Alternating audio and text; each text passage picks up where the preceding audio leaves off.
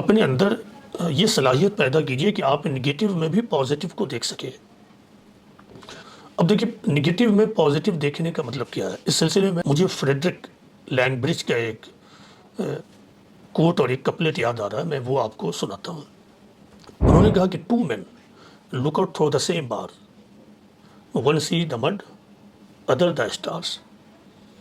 یعنی دو آدمی ایک ہی کھڑکی سے باہر دیکھتا ہے، لیکن ایک کیچڑ دیکھتا ہے اور دوسرا تاروں کو دیکھتا ہے۔ یہ کپلٹ اور یہ شعر آپ کو بتا رہی ہے کہ نگیٹو میں پازیٹو دیکھنے کا مطلب کیا ہے۔ اس کا مطلب یہ ہے کہ آپ کے اندر یہ صلاحیت ہونی چاہیے کہ آپ کیچڑ میں بھی پھول کو دیکھ لیں۔ اگر آپ کے اندر یہ صفت ہے تو پھر ٹھیک ہے، آپ کے اندر پھر پازیٹو تھنکنگ پیدا ہوگی اور آپ کے اندر مایوسی جگہ نہیں پائے گی۔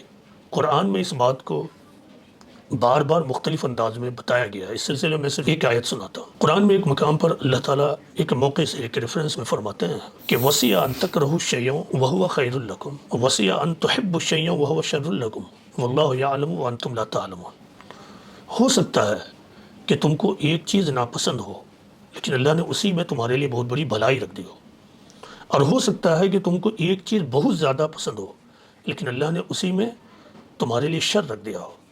اللہ وہ جانتا ہے جو تم نہیں جانتے ہو۔ اس کا مطلب کیا ہے؟ اس کا مطلب یہ ہے کہ learn to see positive into negative. چیزوں کو فیس ویلیو پر مت دیکھو۔ ہو سکتا ہے کہ there are so many things that prima facie it stands rejected, کہ پہلے مرحلے میں آپ کو لگے گا کہ اس کو ریجیکٹ کر دو، یہ تو نگیٹو ہے، یہ غلط ہے۔ لیکن اگر بہت زیادہ غور کیا جائے اینڈ ویٹ اینڈ واچ کی پالیسی استعمال کی جائے، اللہ سے مدد مانگی جائے، تو پھر آپ اسی نگیٹو میں پازیٹو کو ڈسکور کر لیں گے۔